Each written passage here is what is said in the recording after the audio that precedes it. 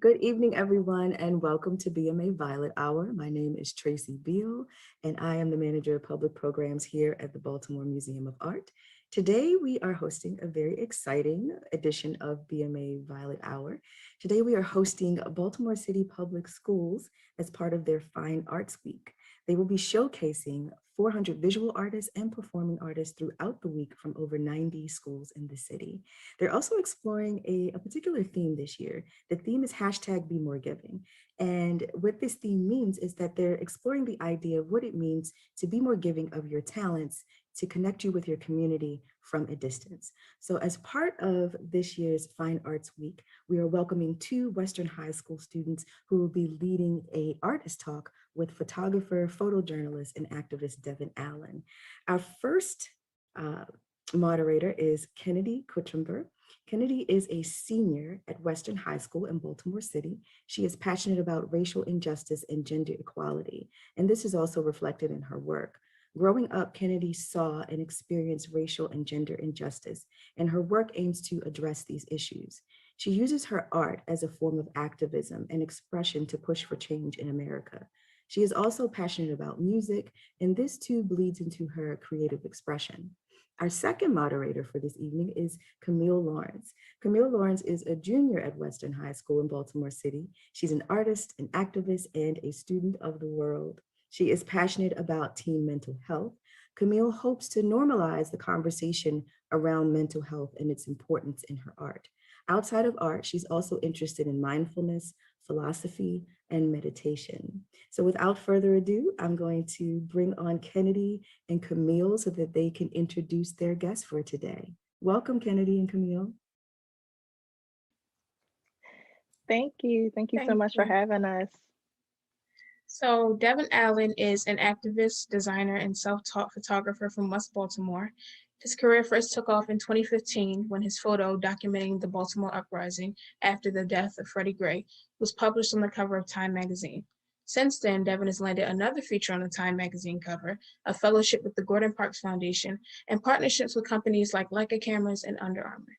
He uses his platform to tell the stories of Baltimore and is dedicated to giving back to the community and providing accessibility of arts to inner city youth. So thank you so much for coming, Devin. Thank you for having me. So right now I'm actually going to show a slideshow of just some general art that Western High School students have been doing.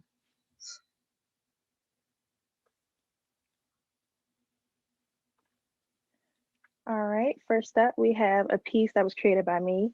I titled this piece, No More Names. As you can see, they are the names that of lives that we unfortunately lost due to police brutality and racial injustice, starting all the way up from Emmett Till to George Floyd. Unfortunately, I do have to add a couple more names due to recent events, but hopefully one day this jacket will gain no more names. That's awesome. This next piece I titled Just Another Part of Me. This piece is actually inspired by you, Mr. Allen. This, if you do not know, this is over West Baltimore near Saratoga Street. And I wanted to capture this street mainly because it is very close to where my father grew up and was raised. He was raised on Saratoga Street. So being born over West, but being raised over East, I felt as though that they both make me who I am today. Yeah, I used to hang on Saratoga Street too back in the day. So these next few pieces are mine.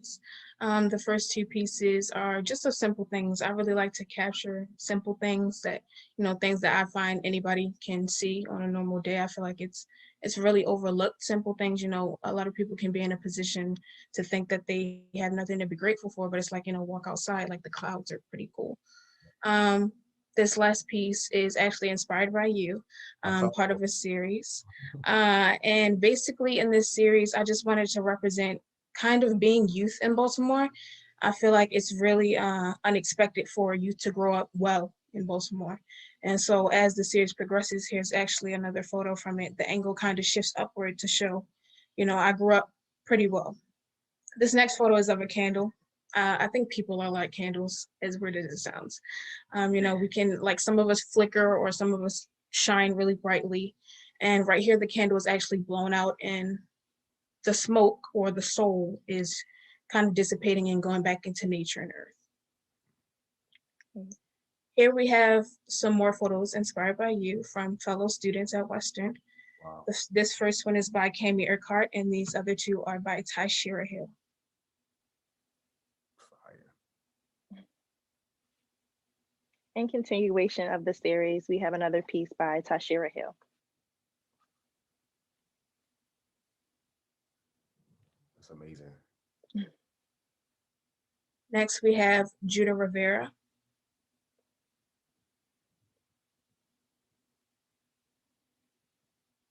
And then we have Saia Jackson. That's crazy. From left to right, we have Saia Jackson again, Veronica Black, and Najee Frazier. I'm trying to make me cry on this Zoom call. This is amazing. And then left to right, we have Shanice Douse and Jalen Fouch.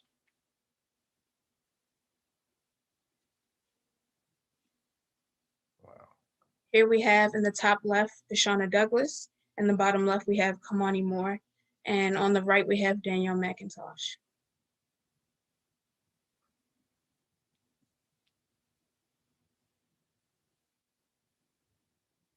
And then on the left, we have Morgan Young. And then above, we have Ryan Curtis. I shot that same house. Houses.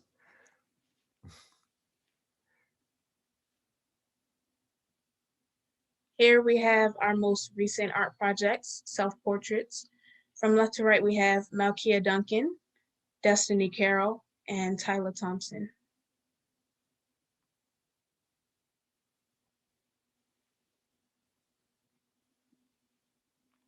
And now we have the famous Devin Allen. Yes, the one and only.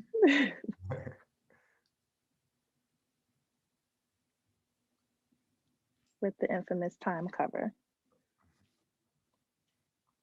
And now trying to shift in more into our questions, starting with the famous piece that we see today. Devin, you've had the incredible experience of attending the Baltimore Uprising and documenting it through photos. One of your photos, like the one that we see above, was the cover of Time magazine, and almost overnight, your work catapulted. Could you just tell us, what did that feel like, and how did your life change? It changed really, really fast. It was a gift and a curse, because I didn't go out to get the cover of Time magazine or anything. I just felt as though, being in Baltimore, we already get a bad rap. Right. They know us for the wire, the murder rate, being, the heroin capital of America at one point. I knew that the way it was going to be perceived was not going to be positive. And Right. I wanted to make sure that I should come out and tell the story in its entirety. Back in 2011, my friend Sean Gamble was murdered by police at a nightclub down Select, where they got into an altercation with an off-duty police officer, and he pulled a gun out, and the on-duty police officer started shooting, killing a police officer and killing my friend. And, back then I felt powerless, but since then, I've grown and I started doing photography, and I was compelled. When Mike Brown died, I went down to Baltimore City Hall. So when Freddie Gray died, we have a lot of mutual friends because I'm from West Baltimore. So, I just knew that I needed to control that narrative, and that's what I set out to do. I tried to get my work published, locally before, like in the Sun and things like that. I never could get a response from an email, and I was like, wow, my work must really suck. I'm gonna quit. But my mom told me keep pushing. So instead of me looking to get my work published, I turned to social media, and I knew I needed to move faster than media. So what I would do is I would shoot in black and white, and then Wi-Fi everything to my phone, and I was posting as I was on the ground, like kind of like a live feed, and I just put the work out there. And I went to sleep with 10,000 followers, and I woke up with 20. And I woke up with emails and DMs, and it just happened so fast. And the biggest thing is, I didn't want to give up the rights to my work, so I own all my work because I needed to control the narrative of it. So working with Time, when they called me, I hung up on them multiple times because they called me from a block number. So I thought it was either a bill collector or a girl I'm a girl playing on my phone. So so when I finally answered, we talked, and it started off with just a blog interview. And then I ended up with a full spread. And then they called me and said, hey, send us this image. And I didn't know anything about copyrights or anything. I just wanted the story to get out there. And I went to sleep. And then when I woke up, they posted amateur photographer from West Baltimore snags the cover of Time magazine. And I was just very adamant, you know, being from Baltimore, because they thought I was a journalist. They thought I was working for like New York Times or something. I'm like, nah, I started photography 2 years ago. And I'm you know, and it took me, that's how Under Armour found me in 2015 from the Time cover. You know, I ended up being able to be, you know, on Oprah and so many different things. So it happened so fast. It was literally, I turned my uncle into my manager and my mother was doing my emails. So it happened really fast. Alrighty. Okay, and can you tell us about your photography process? Like, do you take photos daily? Do you go out with a plan or idea in mind, or do you just document things kind of in the moment? Yeah, so when I first started photography, I actually found it through a friend. We went to Forest Park together and we played on the basketball team. And he went off to the Army. You know, I was kind of like in the streets. And when he came back, I was a party promoter. And I tried everything. I didn't know what I wanted to do in my life. Like, I just when I turned 21, you know, I had a daughter at 19. I didn't think I was going to make it to see that age because I was watching so many of my friends being murdered. So I was like, well, I'm not going to be here. So I didn't really think beyond, you know, 21. And then it was like, oh, I'm still here. I need to find something to do. So I was a rapper. I went to college for a little while. That didn't last long. And my friend found poetry and he introduced me to poetry. And he was like, you should host a poetry night. And at the time, I was hanging on Saratoga and Fulton. And we should have a poetry night. And I said, I don't know anything. I know Maya Angelou. I don't know nothing about poetry. And he was like, trust me, it's going to be a success. I said, nobody in West Baltimore going to come to a poetry night. I just didn't have faith in it. And he was like, well, women love a guy that can do poetry. And I said, all right, we having a poetry night. We just need to find a venue. And we hosted it right next to Highlands Market. At this place called Armour. And that's when I fell in love with art. And I would take his camera and take pictures of the poetry night. And that's how I started falling in love with it. And then we started taking the photos from the poetry night and then making t-shirts. But I fell in love with the camera. And then, so what I would do is I would have his camera because we would be documenting. He was like, hey, get your own camera. And I was like, all right, cool. But when I got my first camera, I literally would just carry it with me every single day. And to this day, I still do the same thing. So a lot of times I literally winged my whole career. Like I just believe I'm a student of life. So I do photo shoots and things like that for friends when I started out, but it was literally just my camera's with me every single day. That's my passenger seat everywhere. I don't care if I'm in a club, it might be a dice game on the corner.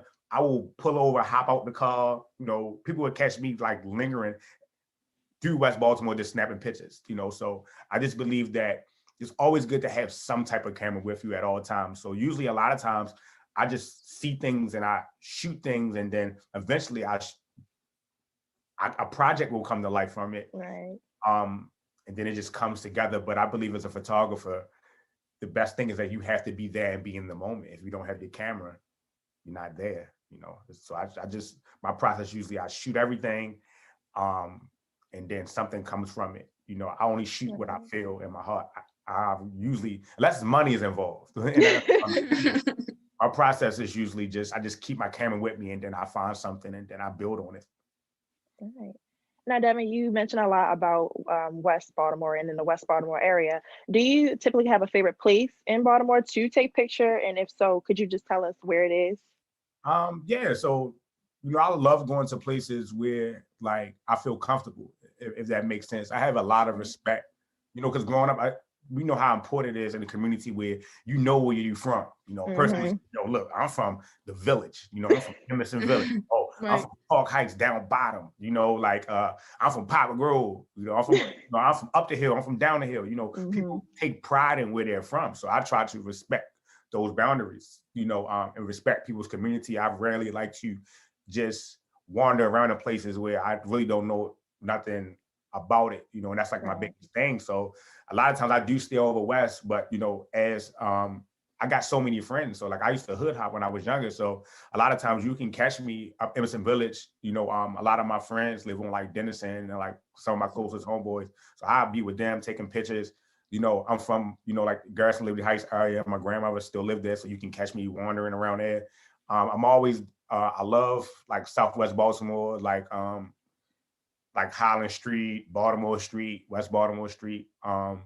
All over West Baltimore, just in general, you know, I love Pennsylvania Avenue. It's so, you know, just the culture down there, you know, I used to teach around there too. So, and I love Upton Gym. So I work a lot with like Javante Davis's coach, things like that. So usually I'm everywhere. You know, it depends on who I'm hanging with that day, who hit my phone, depends on where I go. But usually if I'm driving and I see something, I will hop out and, you know, have my camera with me. So all over West, you know, and you might catch me. My dad is from Greenmount, so a lot of times you'll catch me like up and down like Greenmount sometimes, walking around. Like I just walk, you know, like park somewhere and I just walk, meet people, different people, you know, and things like that.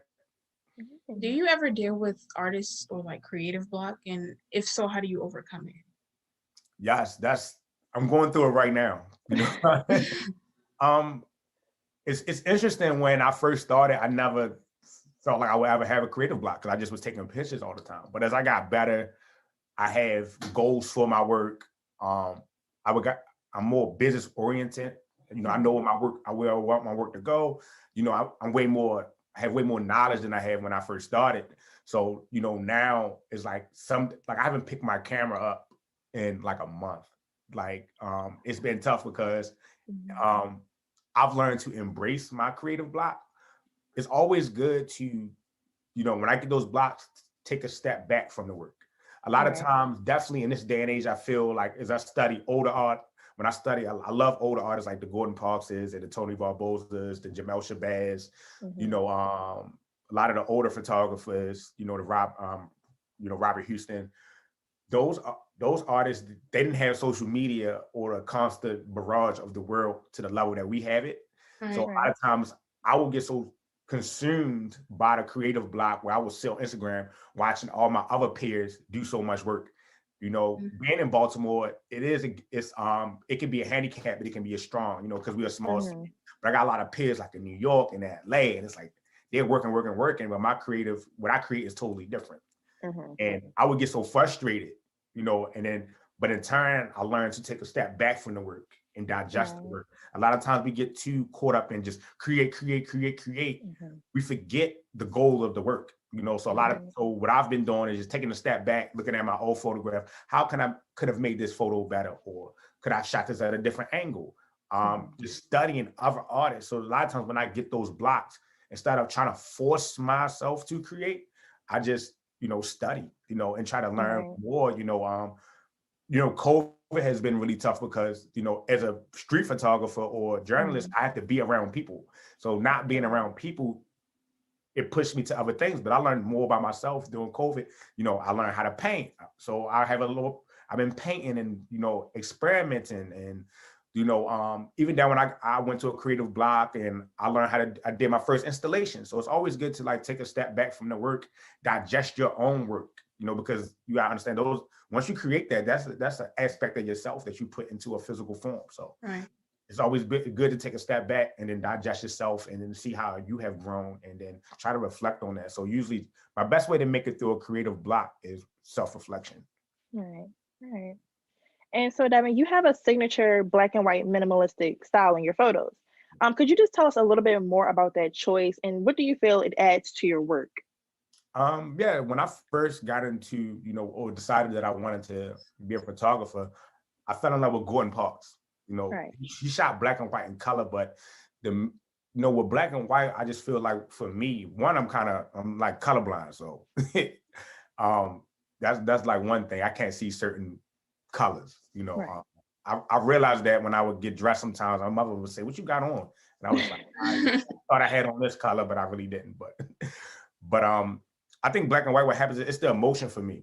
You know, my work, you know, shooting Baltimore, and you know, I just fell in love with it. I just feel like the way some people digest imagery, you know, the colors can be distracting from what I want you to see for me. So I chose black and white because it allows me to control what you're looking at. So a lot of time my work is very emotional, you know, because I only shoot things that I'm emotionally moved by. So I just chose black and white because the simplicity of it, and it draws you directly to what I want you to see. And my style is literally, you know, I fell in love with Gordon Parks and studied his work so much that, you know, literally I took his style and, you know, kind of made it a little bit more hard hitting for me, you know, and I feel like my life is just like in black and white, you know, it's literally like growing up. It was like you live or die, or you make a wrong move. It's just literally, that's what it was for me. Everything is cut and dry, straightforward, straight to the point. And that's why I chose it. I do move into color sometimes. I only did it because people said I couldn't do it.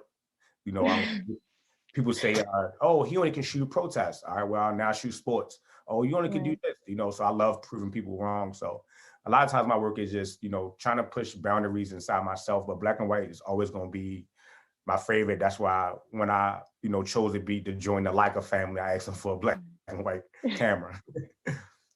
That's your go-to. I mean, everybody has their go-to, and I love it. So previously you said that your mother kept you pushing and taking photography. Can you tell us about your motivation? You know, what keeps you producing your work? Yeah, I really want to be one of the greatest artists of my generation. That's like my, you know, my personal goal as an artist to, you know, when I'm older, you know, it's a whole bunch of kids running around saying they want to be Devin Allen and they get inspired in the city, you know, and that's like what I want. That's what really keeps me pushing, because I feel like coming from Baltimore, a lot of times people like to count us out. I feel like you can go back to when Obama called all the kids thugs because they rose up against police, where I saw bravery and things like that. I just feel like I want to really change the arts in the community, make it more accessible. You know, what keeps me pushing is my goals. Like I want a gallery in West Baltimore. I want my own school of photography one day, you know, so it's like, I just want to make it easier for the next generation that's coming behind me, because I didn't know any photographers when I was coming up. I didn't really even know any artists, you know. I knew hustlers, you know, the basketball players, people who play sports. Like my mom, you know, she was the real business oriented, you know, working a corporate job, you know, worked really hard. But, you know, for me, I didn't know any artists. And then I didn't think you could be successful as an artist. You know, when I first picked up the camera, all my friends like, "What you gonna be one of them starving artist people?"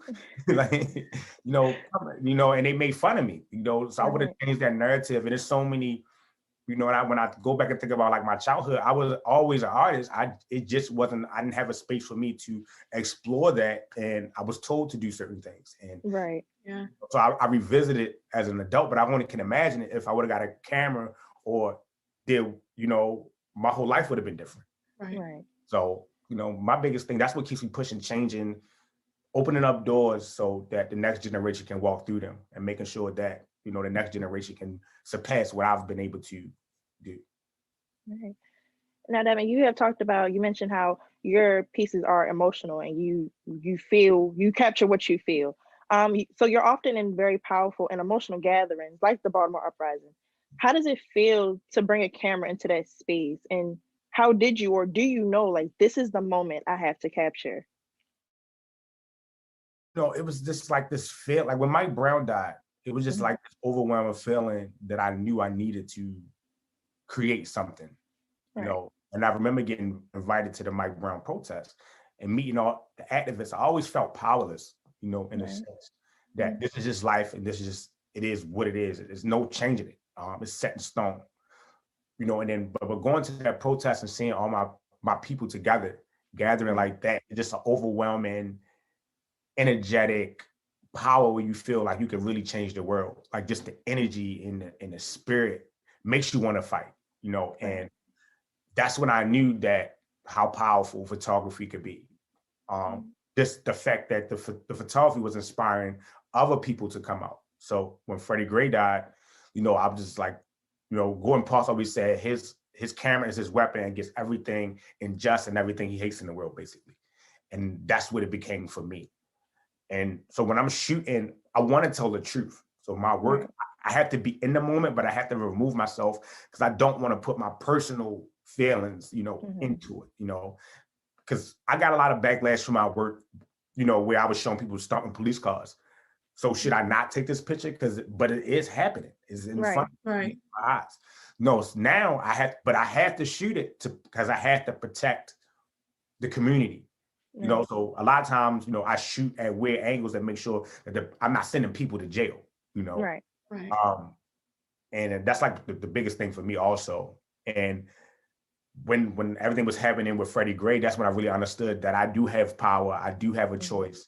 I could, from the time covers, I was able to, start my youth program, do all these things and start giving back to my community and being a change that I want to see, and that's when I really start understanding the power, the fact that if I can activate other people, like what is your superpower? Right. My superpower is my camera. Some people might have the words, like my friend Conduani Fidel, words, his writing is powerful. It inspires. D. Watkins, his writing, his teaching, inspires. That's all we need is inspiration so we can keep fighting, and sometimes, some people are meant to be on the ground and some people are meant to be behind a desk. Some people are meant to be in certain places at certain times. It's just about where is your heart at, and then just push it forward. So for me, it's just every time I make a move, I do anything, I always think about my community first, and I always put myself second, because at the end of the day, it's not about me. It's about making my community better for the next generation, for my daughter and her generation, and not just, thinking about oneself, but trying to be selfless. That's what I believe an activist really is being selfless, which is really hard to do, at times. Yeah. But, Yeah. And you actually mentioned social media previously a little while ago. How do you think social media has impacted your career? And what do you think the impact of social media has on amateur artists looking to present their work? Once again, you got social media can be a powerful tool or it can be detrimental. It can be very destructive if you allow it to be. Like for instance, like social media took my career to an entire level, and because I understood how to, work social, so I used it as a tool to get the work out, making work go viral, being able to connect with people that you would probably never meet a day in your life. It's a powerful tool on how you use it. But if you look at people like Trump, it could be very, very destructive. Right. Also, I think the social currency of it is very dangerous also, where, I have 150,000 followers. Do the 150,000 actually engage me? No, maybe only like 10,000 of those people actually engage me. But people will look at my page and see that I'm verified and follow and support, but won't give that same support and love to an artist with 1,000 followers. Right. That makes sense. So I feel like a lot of times social media, a lot of amazing artists get drowned out. Like some of my favorite photographers, people like, who is that? Why you follow them? And it's like, they're dope. Like, I don't know how many followers they have or how many likes they get. That's not social currency. But there's some artists out here that's bigger than me, photographers that are bigger than me. They get more jobs than me. They don't even have the following that I have. So a lot of times I always tell people, use social media, what it's for, but never forget the human engagement aspect, the physical engagement that you need to do to promote your career. That's something that I learned that, being a photographer, I'm always behind the lens or behind my phone, but I actually gained more social currency when I started to, going out and mingling, making sure that I go to other people's shows and support, going to other photographer shows or going to art openings, and networking and meeting people. A lot of times we can get so caught up in, do they follow me, social media? Do they like this, like that? We forget the human aspect of life. So a lot of times, I used to be on social media all day. I would post literally like 3 or 4 pictures a day. I barely post anymore because I'm still, and the people would think, oh, he's not working. What's going on? And it's like, no, I'm actually working more. But I still can post and things like that. But social media was like my bread and butter when, for the work that I was doing, but I forgot the human aspect. And then also just on my creative process and being on social media too much, I allow social media to dictate what I created because I knew what people wanted to see. I know people want to see most the people want to see protest. They expect nothing but protest imagery from me. Right. But that I'm not, that's not my everyday life, Right. you know, you show some of your work about just that everyday life aspect to life. You know, if it's blowing out a candle or it's just chilling on the stoop, that's what I create. So when people would not see that, I would notice that people would not like images and things like that. And it was like, oh, they don't like my work. I'm about to go back to just posting this stuff, you know, and it's like a lot of times we can get caught into that, you know, but it's, once again, it's like, don't get too caught up in social media. Of course, it's a powerful tool, use it for what it is, but don't get so invested in it that it dictates what you create. And I went through that, and it was tough to break the chain where I, you know, when I moved on from my first show was A Beautiful Ghetto, my book. When I moved from that and I did Spaces of the Unentitled, where I built like, I documented gentrification in disappearing neighborhoods in West and East Baltimore. And I went into houses and I built like a structure, you know, that wasn't, and in the pictures, it was in color. It wasn't any people, it was just buildings. And the response, I was kind of upset, like, dang, like people didn't like this work, but I just had to understand that, you know, it's not for everybody, but I created it. I liked it. It was received well, you know, but people expect certain things from you. And sometimes you get forced into these boxes with, oh, you only can do this, you know, and people will do that to you, and social media will do that to you. So I would use it for what it's for, and then, you know, don't let it dictate what you create or affect you. Don't worry about the likes and all those other things. One day Instagram is going to crash and it's going to be something. True, that's very much true. So your work offers a counter narrative to the negative press that Baltimore usually receives. Why do you think inside voices are so important? And do you feel a responsibility for kind of creating the counter narrative of a more beautiful Baltimore? Yes, definitely. I think, you know, in a world where it's definitely as Black people, our narrative has been controlled from people that's not from our communities, that are not of our same pigment and skin at all. You know, if you look at just media in general, you know, it creates these narratives around Black communities, around, you know, Black on Black crime, whereas, you know, that's a myth. You know, you're most likely to get killed by somebody in your own community and somebody that you know. So white on white crime is a thing. You know, Latino, if you're Latino, you live in a Latino community, you most likely going to get killed by another Latino. You know, that's just how that's in proximity. You know, that's just how it is.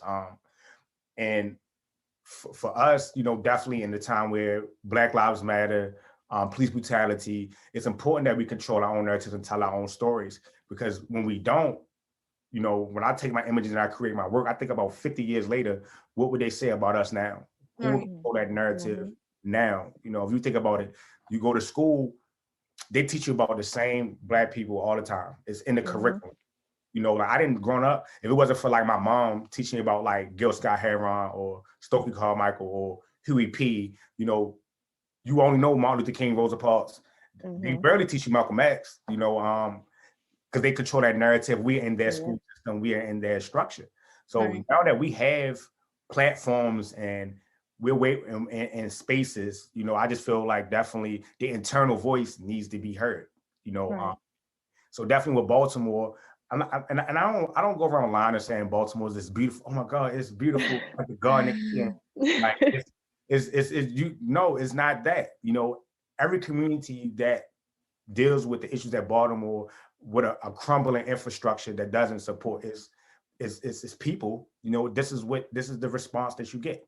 You know, and for me, I'm 32 years old. I lost count how many friends I lost to gun violence. It's a tough city. You know, I've been shot at. I've been caught in shootouts and all types of things.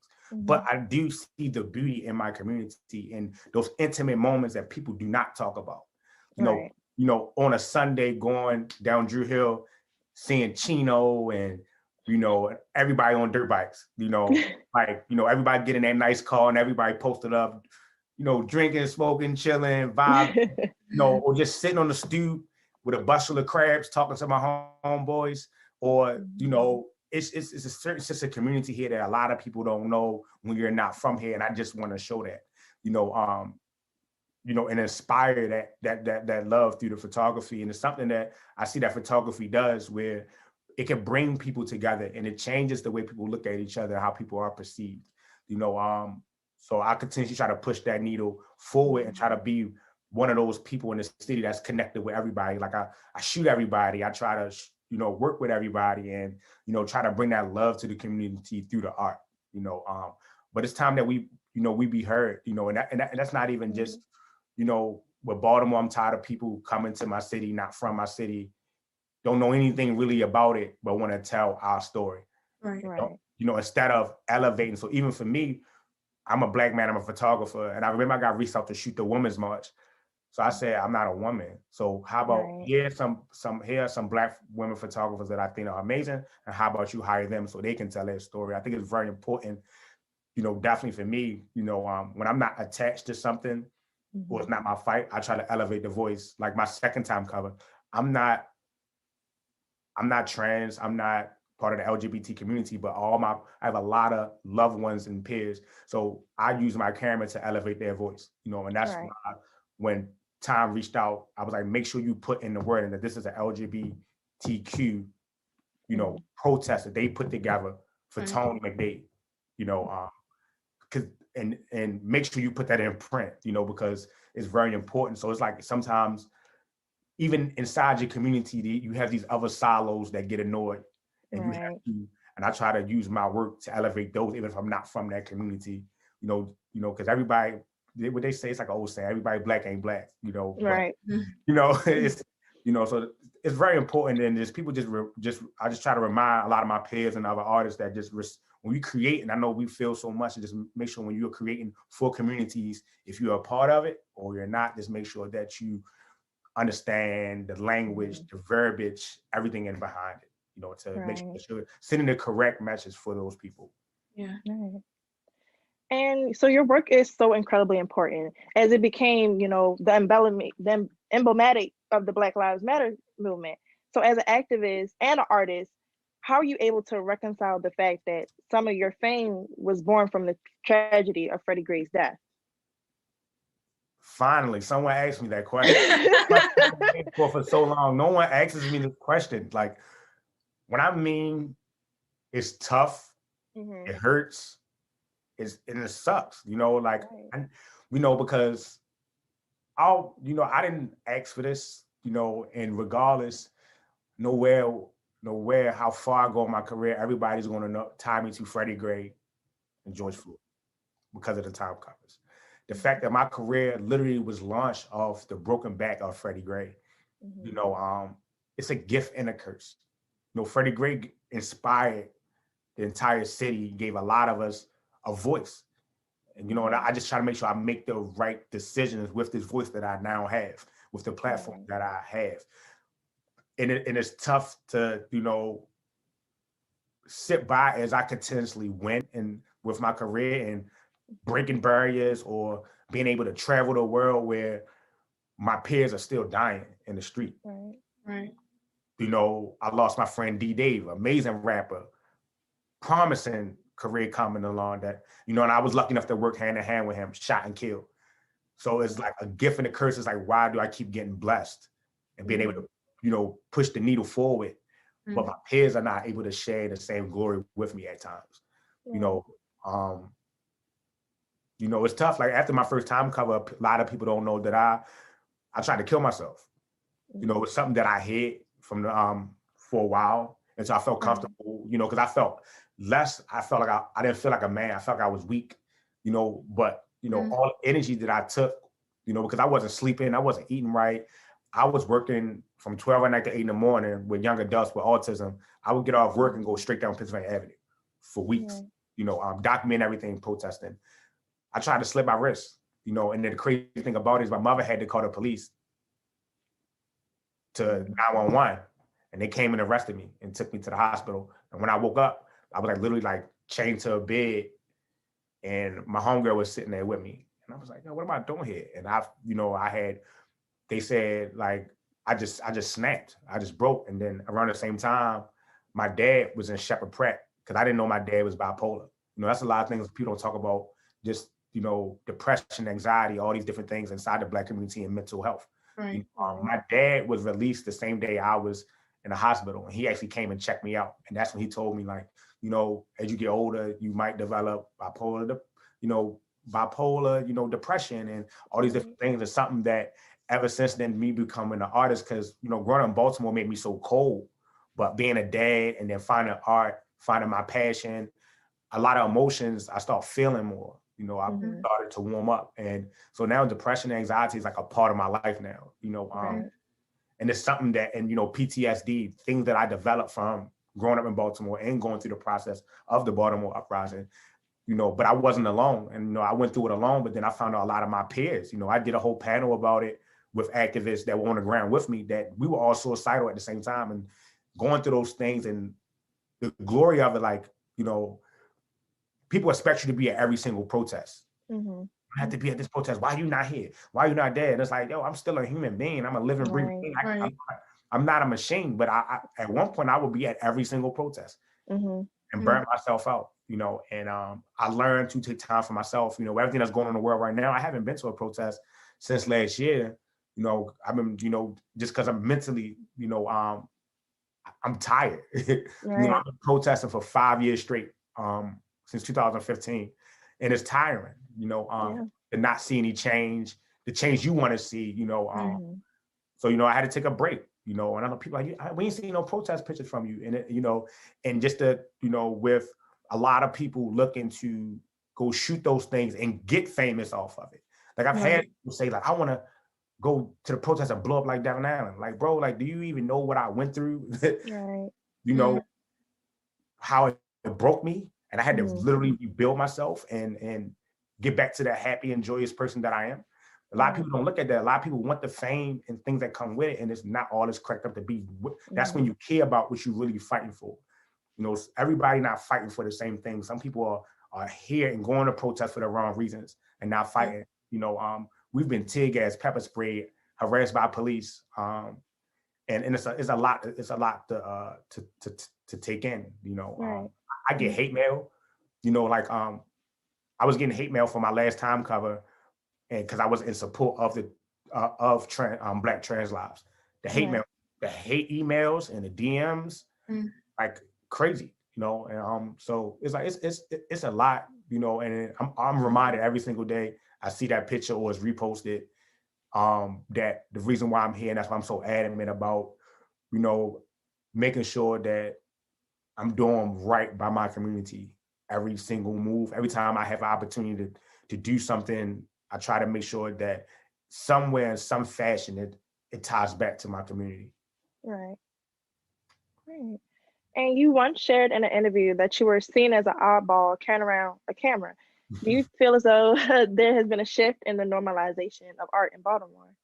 Yes, like for me, just, you know, seeing all these photographers, young photographers pop up, like y'all almost made me cry, like seeing all the work. Because I was like, people was making fun of me when I first started taking pictures, you know, and nobody didn't believe in me. And then, you know, some people did and they pushed me, you know, I had that support, but now it's just so normal to see everybody has a camera. You know, everybody's DMing me, yo, what camera should I get?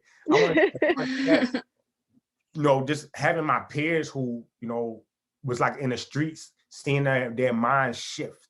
Like, oh, if my bro can do all this, I'm gonna go start a clothing line. Oh, I'm gonna go do that, you know? And seeing like one of my kids got accepted into, one of my first students got accepted to NYU on a full ride. And when I seen him, he's taller than me now. And I'm like, I'm going to NYU. You know, like, and he's like, yeah, he was so calm about it. I'm like, it's NYU, bro. Like, you gotta be excited. Like, you know, and then like seeing like my kids, some of my kids started blogs or they don't went off to do other things, it brings joy to my heart because I know what I'm doing is working, you know. And I'm not a teacher, you know, or anything, but I can say that the kids that I have mentored are doing good or they've been inspired, you know. So just seeing the next generation, you know, I just only can wait to see the future. You know, I was able to do what I was able to do and, you know, be the third amateur photographer with the Cover Time magazine, or be the first photographer with like a shoe line, you know, being able to do those things and bust down those barriers. I only can imagine what the next generation to do. And I'm just like so excited to see, you know, the next generation of Baltimore. I just feel like Baltimore is the new Brooklyn. I feel like Baltimore artists are gonna take the world by storm, and I don't think they're ready because Baltimore is one of the most rawest, you know, authentic cities in the world, you know, and I've been everywhere. Tokyo, London, I've been in Chicago, I've been to Oakland, you know, and in places like Oakland and Houston and Chicago, these cities similar to Baltimore, these Black cities, it's going to be crazy, and that's going to be because the next generation is not nothing to play with. You know, just the fact that it's already the way y'all seeing the world is different from people we would shelter and we wouldn't leave our blocks. We stayed in our little pockets. Whereas y'all seeing the world unfold before your eyes, y'all, the sky's the limit for y'all, you know, and then me and my generation, you know, we just want to lay those stepping stones so we can make it easier for you so you can get to the top. Yeah. And speaking of your partnership with Under Armour, you've called yourself a street artist, you know, someone who is self-trained in comparison to someone who went to art school. In your work and your partnership with Under Armour, do you consider yourself kind of bridging this gap?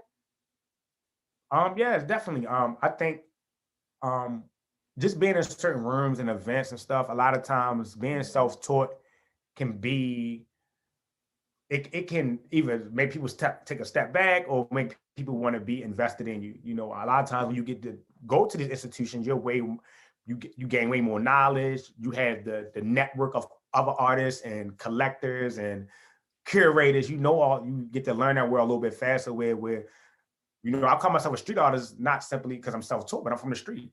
You know, I'm from West Baltimore. Like I got it out the mud. Like so, you know, where you know I take my handicap, but I use it to my advantage. Right.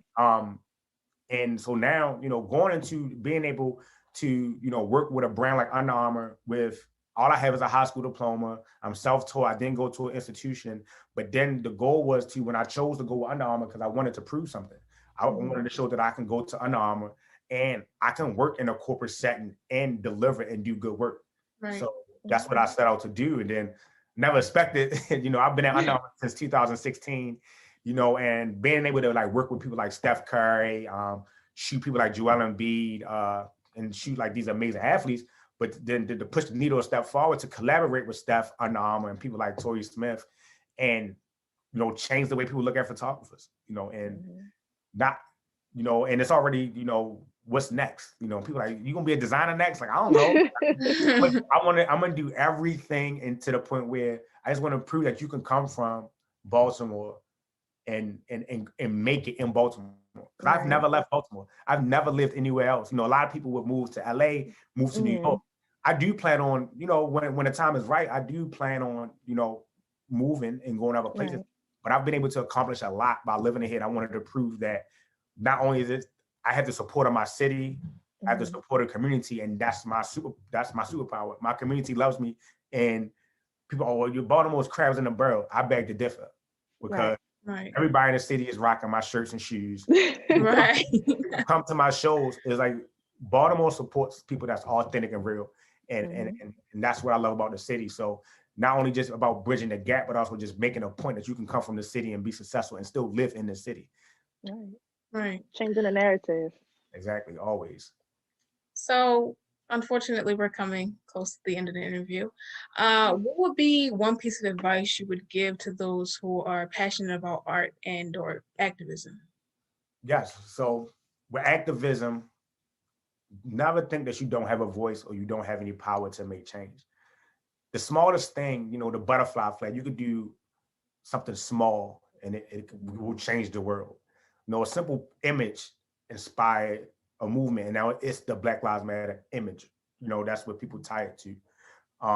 So with activism, find out what you're passionate about and what you want to fight for, and just push through it. You know, you're gonna have those high moments where you feel like everything is working in your favor. You're gonna have those low moments where you feel like nothing is changing. But the biggest thing, you have to just push through it. You know, you're gonna have the highs and the lows. The same thing for art. If you want to be an artist, believe in yourself. You know, and then prove to everybody else that you're a dope artist. Everybody is not going to understand your art. That's the first thing. And for me, I always just say create from your heart. That sets you apart from everybody else, because you don't want to, what happened with me, and it happens to a lot of artists, we will tend to create for other people. And then what happens is your work will start looking like everything else in the world. Because you're creating for other people.